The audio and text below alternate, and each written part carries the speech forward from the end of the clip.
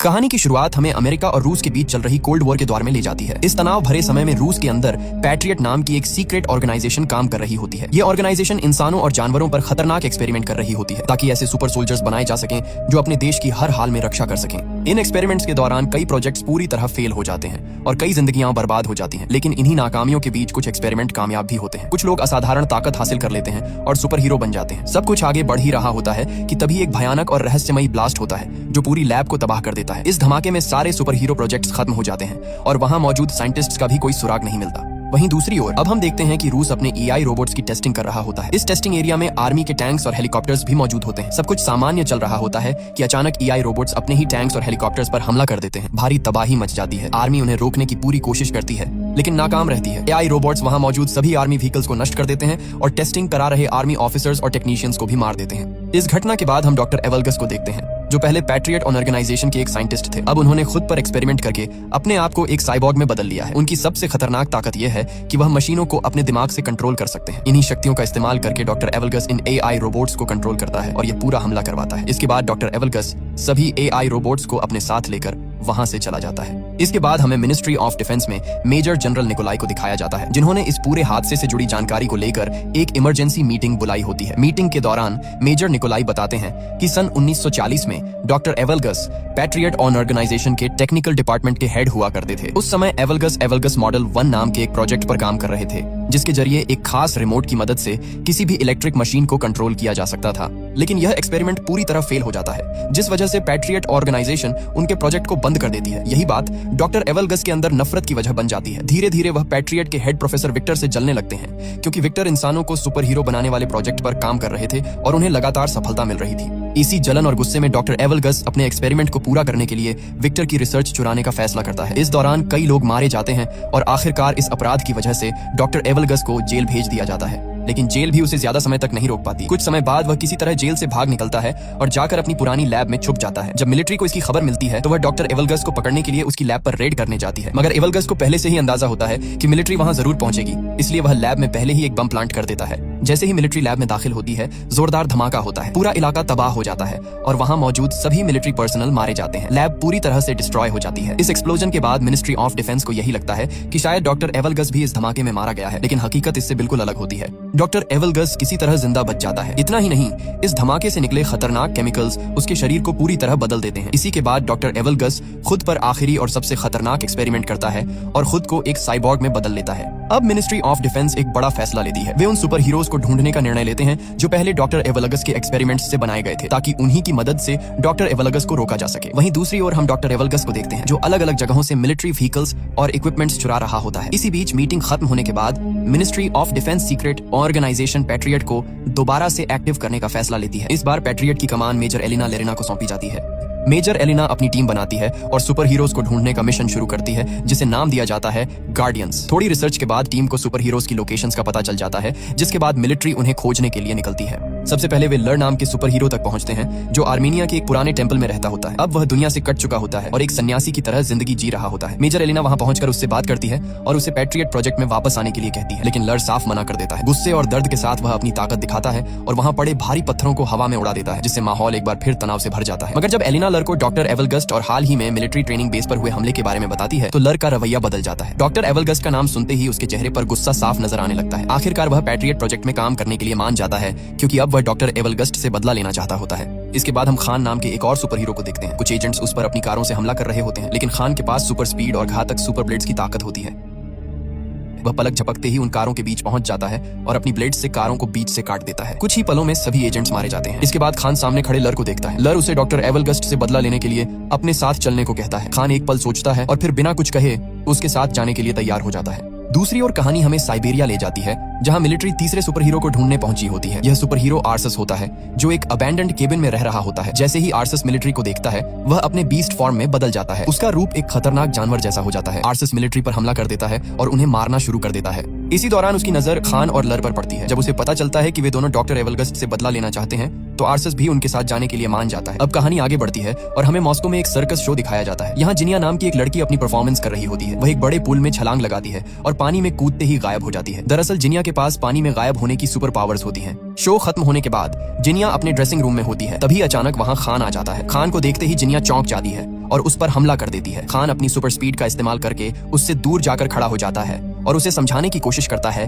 कि वे दोस्त हैं, लेकिन जिनिया उसकी बात नहीं सुनती और दोबारा उस पर हमला कर देती है। तभी वहाँ लर आ जाता है। जिनिया उससे भी फाइट करने लगती है, लेकिन लर उसे हरा देता है। इसके बाद वहाँ आर्सस आता है। वह जिनिया को बताता है कि सुपर पावर्स की वजह से हम सभी अब तक जवान हैं। 40 साल बीत चुके हैं, लेकिन आज भी हमारी उम्र वही की वही है। आर्सस यह भी कहता है कि जिसने हमें ऐसा बनाया है, अगर तुम भी उससे बदला लेना चाहती हो तो तुम हमारे साथ आ सकती हो। इसके बाद सभी लोग हेडक्वार्टर पहुंच जाते हैं। वहाँ जिनिया उन्हें बताती है कि उसे सिर्फ सन 1978 तक की ही मेमोरी याद है। उसके बाद का सब कुछ उसके दिमाग से मिट चुका है। वह बताती है कि डॉक्टर्स ने उसे शिवास्तुपुल के पास पाया था, लेकिन कोई भी उसकी पहचान नहीं कर सका। उसके हाथ में पहनी एक रिंग से ही उसका नाम पता चला था। डॉक्टर्स ने उससे कहा था कि वक्त के साथ उसकी याददाश्त वापस आ सकती है, लेकिन अब तक ऐसा नहीं हुआ है। जिनिया यह भी बताती है कि उसकी उम्र न बढ़ने की वजह से उसे जिंदगी में कई मुश्किलों का सामना करना पड़ा है। उसे बार बार अपनी लोकेशन बदलनी पड़ी ताकि लोग उस पर शक न करें और वह लोगों की नजरों से दूर रह सके। इसके बाद जिनिया अपनी पावर्स के बारे में बताती है। वह पानी में गायब हो सकती है और हालात के हिसाब से अपने शरीर का टेम्परेचर भी बदल सकती है। उनकी बातचीत अभी चल ही रही होती है कि तभी एलेना की टीम का एक मेंबर वहां आता है और बताता है कि उन्होंने डॉक्टर एवगस्ट की लोकेशन ट्रेस कर ली है। डॉक्टर एवगस्ट एक जंक यार्ड में मौजूद है, जिसे वह अपने कमांड सेंटर की तरह इस्तेमाल कर रहा है। ये खबर सुनते ही सभी सुपर हीरो जंक यार्ड पहुंच जाते हैं। वहाँ तेज बारिश शुरू हो जाती है। बारिश का फायदा उठाकर जिनिया पानी में गायब हो जाती है और बिना डरे आगे बढ़ने लगती है। वहीं बाकी चारों अलग अलग दिशाओं में बंटकर डॉक्टर एवगस्ट को ढूंढने लगते हैं। इसी बीच अचानक हेडक्वार्टर से उनका सिग्नल टूट जाता है। उधर डॉक्टर एवगस्ट के गार्ड्स जिनिया को देख लेते हैं, क्योंकि एवगस्ट ने अपने गार्ड्स को एक्स्ट्रा विजन दे रखा होता है। वे जिनिया के बॉडी टेम्परेचर से उसकी लोकेशन पकड़ लेते हैं और सुपर वेपन से वहीं उसे फ्रीज कर देते हैं। दूसरी ओर खान और आर्सस अपनी सुपर पावर्स का इस्तेमाल करते हुए गार्ड्स पर टूट पड़ते हैं और एक एक करके उन्हें मारने लगते हैं। लेकिन जैसे ही खान कुछ पल के लिए रुकता है, एक सिपाही मौके का फायदा उठाकर उस पर इंजेक्शन शूट कर देता है। इंजेक्शन लगते ही खान बेहोश हो जाता है। वहीं आर्सस को भी डॉक्टर एवगस्ट के गार्ड्स चालाकी से फंसाकर पकड़ लेते हैं। दूसरी तरफ लर अपने शरीर को पत्थरों से कवर कर लेता है। वह अपने दोनों हाथ एक साथ जमीन पर मारता है, जिससे वहाँ हल्का सा भूकंप आ जाता है। इसके बाद वह कई सिपाहियों को मार देता है। तभी डॉक्टर एवगस्ट खुद वहाँ आ जाता है। लर उस पर पत्थरों से हमला करता है और दोनों के बीच जबरदस्त फाइट शुरू हो जाती है। लेकिन डॉक्टर एवगस्ट पर लर के हमलों का कोई असर नहीं होता। एवगस्ट लर को बुरी तरह पीटता है और उसे घुटनों पर लाकर उसकी कमर तोड़ देता है। लर गंभीर रूप से घायल हो जाता है। इसके बाद डॉक्टर एवगस्ट सभी को एक मैग्नेटिक शील्ड वाले चैम्बर में बंद कर देता है। वहाँ वह उनसे कहता है कि उसे पहले से पता था कि वे सब यहाँ आएंगे, इसलिए उसने अपने गार्ड्स को उनसे लड़ने के लिए सुपर वेपन से लैस कर दिया था। इसके बाद वह उन सभी को अपने साथ जुड़ने का ऑफर देता है, लेकिन आर्सस साफ मना कर देता है। अब डॉक्टर एवगस्ट अपने कंट्रोल में लिए हुए चोरी किए गए टैंक्स और मिलिट्री व्हीकल्स को एक्टिव करता है और शहर पर हमला कर देता है, जिसमें बड़ी संख्या में लोगों की जान चली जाती है। इसके बाद हमें न्यूज दिखाई जाती है, जिसमें बताया जाता है कि मिलिट्री टैंक्स चोरी हो चुके हैं और एक अनजान दुश्मन अपनी आर्मी के साथ मॉस्को की तरफ बढ़ रहा है। हालात लगातार बिगड़ते जा रहे होते हैं। इसी बीच हम डॉक्टर एवगस्ट और मेजर जनरल निकोलाई को एक साथ देखते हैं। यहीं पर यह बड़ा खुलासा होता है कि मेजर निकोलाई ने ही डॉक्टर एवगस्ट के साथ एक सीक्रेट डील की थी। डील ये थी कि अगर मेजर निकोलाई सारे सुपर हीरोज को एवगस्ट के हवाले कर देगा तो एवगस्ट किसी भी चीज को अपने कंट्रोल में नहीं लेगा। लेकिन डॉक्टर एवगस्ट मेजर निकोलाई की बात नहीं मानता। वह अपनी असली मंशा दिखाते हुए मेजर निकोलाई को बेरहमी से मार देता है। असल में डॉक्टर एवगस्ट का मकसद सिर्फ बदला नहीं, बल्कि पूरी दुनिया को अपने कंट्रोल में लेना होता है। इसके लिए वह एक विशाल टावर को उखाड़कर हेलीकॉप्टर्स की मदद से फेडरेशन टावर के पास ले जाता है। उसका प्लान दोनों टावर्स को आपस में जोड़कर रशियन सैटेलाइट को सिग्नल भेजना होता है। जैसे ही यह सिस्टम एक्टिव होगा, सारी सैटेलाइट्स उसके कंट्रोल में आ जाएंगी और फिर दुनिया की कोई भी मशीन उससे बच नहीं पाएगी। इसी दौरान मेजर एलेना कमांड सेंटर से लर को हेडक्वार्टर ले आती है। जब लर को होश आता है तो वह मेजर एलेना को बताता है कि बेहोशी की हालत में उसने अपनी बेटी को देखा था। उसने अपनी बेटी को बूढ़ा होते और अपनी आंखों के सामने मरते हुए देखा। सुपर पावर्स की वजह से उसकी उम्र नहीं बढ़ी, लेकिन उसकी बेटी वक्त के साथ बूढ़ी होती चली गई। यह याद उसे अंदर से तोड़ चुकी होती है। कुछ ही देर बाद प्रोफेसर विक्टर मेजर एलेना से मिलने आते हैं। वह बताते हैं कि वह कई सालों से छुप कर रह रहे थे, लेकिन जब उन्होंने न्यूज में एवगस्ट को देखा तो उन्हें वापस आना पड़ा। विक्टर कहता है कि एवगस्ट को हराने के लिए उनकी मदद बेहद जरूरी है। वह तुरंत लर का इलाज शुरू कर देता है और मेजर एलेना को एवगस्ट की लैब के बारे में जरूरी जानकारी देता है। इसके बाद मेजर एलेना अपनी टीम के साथ एवगस्ट की लैब पर पहुंचती है। वहां वे सभी गार्ड्स को मारकर गार्डियंस को आजाद करा लेते हैं। आर्सस मेजर एलेना को बताता है कि हर दिन वह एक जानवर में बदलता जा रहा है और उसे डर है कि कहीं वह हमेशा के लिए जानवर ही न बन जाए। एलिना उसे भरोसा दिलाती है कि ऐसा कभी नहीं होने देगी और शायद प्रोफेसर विक्टर उसे ठीक कर सकें। उधर हम प्रोफेसर विक्टर को एवगस्ट की लैब में उसके प्रोजेक्ट्स की स्टडी करते हुए देखते हैं। तभी अचानक वहां डॉक्टर एवगस्ट आ जाता है। विक्टर उसे देखते ही कहता है कि उसने उसके साथ धोखा किया है और सुपर हीरो प्रोजेक्ट पर अकेले काम करके उसके साथ गलत किया है। एवगस्ट गुस्से में कहता है कि अब वह पूरी दुनिया को बताएगा कि असली जीनियस कौन है। यह कहकर वह वहां जहरीली गैस छोड़ देता है और चला जाता है, जिससे विक्टर बेहोश हो जाता है। इसके बाद डॉक्टर एवगस्ट दोनों टावर्स को जोड़कर स्पेस ट्रांसमीटर को सेट करता है। जैसे ही वह सिस्टम को एक्टिव करता है, मेजर एलिना और उसकी टीम को इसकी जानकारी मिल जाती है। मेजर एलिना तुरंत फाइटर जेट्स को डॉक्टर एवगस्ट पर हमला करने का आदेश देती है, लेकिन डॉक्टर एवगस्ट अपनी रोबोट आर्मी की मदद से सभी फाइटर जेट्स को तबाह कर देता है। दूसरी ओर हम एक ऊंची बिल्डिंग पर खान और एलेना को खड़े हुए देखते हैं। खान एलेना को बताता है कि एक फाइट के दौरान अपने भाई को हराने की कोशिश में वह अपनी सुपर पावर्स पर काबू नहीं रख पाया और गलती से अपने ही भाई को मार बैठा। यह बात आज भी उसे अंदर से खाई जा रही होती है। इसके बाद एलेना हेडक्वार्टर में सभी को बताती है कि उसने उन सभी के लिए खास सुपर सूट्स और वेपन्स तैयार किए हैं जो उनकी सुपर पावर्स को और भी ज्यादा बढ़ा देंगे। वह सबसे पहले आर्सस को एक ऑटोमेटिक कैनन देती है जो उसके नर्वस सिस्टम से कनेक्ट होगी और जहां भी आर्सस फोकस करेगा वहीं पर फायर करेगी। जिनिया को एक ऐसा सूट दिया जाता है जिससे वह कभी भी गायब हो सकती है। अब उसे गायब होने के लिए पानी की जरूरत नहीं होगी और वह जिस चीज को छुएगी वह चीज भी उसके साथ गायब हो जाएगी। वहीं लर के सूट में खास स्टोन्स लगे होते हैं जिनकी मदद से वह अपनी पावर्स का इस्तेमाल करते हुए कहीं भी पत्थरों का चाबुक बना सकता है। इसके बाद हमें खान का सूट दिखाया जाता है जिसमें पहले से कहीं ज्यादा शार्प और खतरनाक 2 ब्लेड्स लगे होते हैं। खान का यह सूट इस तरह डिजाइन किया गया होता है कि उस पर गोलियों और इंजेक्शंस का कोई असर नहीं पड़ता। इसके बाद सभी अपने अपने नए सूट्स और वेपन्स के साथ ट्रेनिंग शुरू करते हैं। लगातार कड़ी ट्रेनिंग और मेहनत के बाद वे सभी अपने सूट्स और हथियारों को पूरी तरह कंट्रोल करना सीख जाते हैं। वहीं दूसरी ओर डॉक्टर एवगस्ट रशियन सैटेलाइट को सिग्नल भेजने के लिए दोनों टावर्स को चार्ज कर रहा होता है। उसका प्लान साफ होता है, जैसे ही स्पेस ट्रांसमीटर एक्टिव होगा सैटेलाइट को सिग्नल भेज दिया जाएगा। इन सबको रोकने के लिए गार्डियंस के पास अब सिर्फ 1 घंटे का समय बचा होता है। मेजर एलेना दोनों टावर्स के चारों तरफ बनी शील्ड को बंद करने के लिए एक प्लान तैयार करती है। प्लान के मुताबिक शील्ड बंद होते ही सभी को तुरंत वहां से निकलना होगा क्योंकि इसके बाद मिलिट्री मिसाइल्स की मदद से दोनों टावर्स को तबाह कर दिया जाएगा। प्लान के अनुसार सभी आगे बढ़ते हैं। लर एक सीक्रेट टनल की मदद से पहले टावर में घुस जाता है और अपने इलेक्ट्रिक चाबुक से वहां मौजूद सभी गार्ड्स को मार देता है। दूसरी ओर आर्सस अपने ऑटोमेटिक कैनन से दूसरे टावर के गार्ड्स को खत्म करता है जिसमें जिनिया गायब होकर उसका साथ देती है। गार्ड्स को मारने के बाद जिनिया और आर्सस लर के पास उसकी बिल्डिंग में पहुंच जाते हैं। इसी दौरान खान भी अपने प्लेन की मदद से दोनों टावर्स के पास पहुंच जाता है, लेकिन तभी डॉक्टर एवगस्ट के AI रोबोट्स खान के प्लेन पर हमला कर देते हैं। हमला इतना जबरदस्त होता है कि प्लेन पूरी तरह डैमेज हो जाता है। खान को प्लेन से कूदने में परेशानी होने लगती है। उधर लर, जिनिया और आर्सस एक बहुत बड़े पाइप पर चलते हुए डॉक्टर एवगस्ट के मेन टावर की तरफ बढ़ रहे होते हैं। तभी एवगस्ट के गार्ड्स वहां पहुंच जाते हैं और उन पर फायरिंग शुरू कर देते हैं। गोलियों की बौछार के बीच आर्सस का पैर पाइप से फिसल जाता है और वह नीचे लटक जाता है। उसी वक्त लर अपने इलेक्ट्रिक चाबुक की मदद से एक शील्ड बना लेता है और ठीक उसी समय खान प्लेन से छलांग लगाकर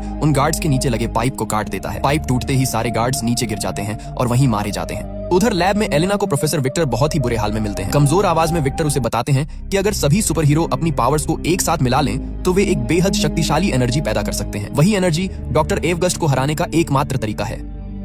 दूसरी तरफ गार्डियंस लगातार गार्ड्स को मारते हुए एनर्जी जनरेटर तक पहुंच जाते हैं। वहां जिनिया अपने शरीर का टेम्परेचर बढ़ाकर जनरेटर को पकड़ लेती है। यह उसके लिए बेहद दर्दनाक होता है, लेकिन फिर भी वह हिम्मत नहीं हारती। जिनिया जनरेटर में शॉर्ट सर्किट कर देती है जिससे वह बंद हो जाता है। ऐसा करते ही वह बेहोश होकर गिरने वाली होती है, लेकिन आर्सस उसे संभाल लेता है। जनरेटर बंद होते ही उस टावर की शील्ड हट जाती है। यह देखकर एलेना और उसकी टीम खुश हो जाती है। वे तुरंत उस टावर पर मिसाइल अटैक का आदेश देना चाहते हैं, लेकिन एलेना उनसे गार्डियंस के बाहर निकलने तक थोड़ा समय मांगती है। इसी दौरान गार्डियंस सीधे डॉक्टर एवगस्ट से लड़ने चले जाते हैं। आर्सस उस पर अपने कैनन से फायर करने ही वाला होता है, लेकिन एवगस्ट उसकी मशीन को कंट्रोल करके बंद कर देता है। इसके बाद लर अपने इलेक्ट्रिक चाबुक से हमला करता है, मगर एवगस्ट उसका चाबुक पकड़कर उसे दूर फेंक देता है। खान भी उस पर अटैक करता है, लेकिन एवगस्ट उसे भी हवा में उछालकर दूर गिरा देता है। तभी जिनिया अपनी पावर से लर को गायब कर देती है। लर अचानक सामने आकर अपने इलेक्ट्रिक चाबुक से एवगस्ट को पकड़ लेता है। खान दोबारा हमला करने की कोशिश करता है, लेकिन एवगस्ट अपनी एनर्जी से चाबुक को तोड़ देता है और सभी को एक साथ दूर फेंक देता है। आर्सस अपने बीस्ट मोड में आकर एवगस्ट पर हमला करता है, लेकिन अब एवगस्ट इतना पावरफुल हो चुका होता है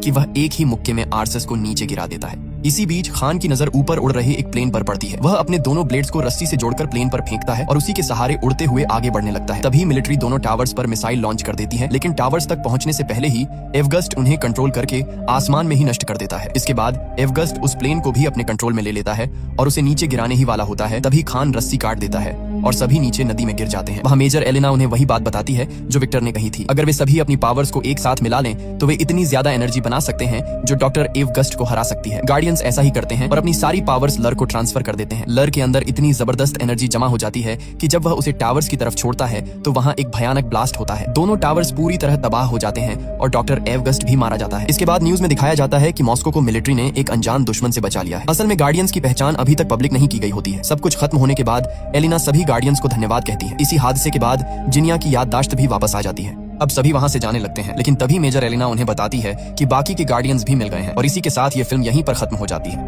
हम उम्मीद करते हैं कि आपको यह सुपर हीरो फैंटेसी मूवी पसंद आई होगी। बाकी अगर आप ऐसी और मूवीज देखना चाहते हैं तो कमेंट बॉक्स में उनके नाम जरूर सजेस्ट करें। हम कोशिश करेंगे कि उनमें से बेस्ट मूवीज को चुनकर जल्दी वीडियो बनाएं। फिलहाल आज के वीडियो में बस इतना ही, लेकिन हम फिर जरूर मिलेंगे एक नई और इंटरेस्टिंग कहानी के साथ। तब तक के लिए धन्यवाद।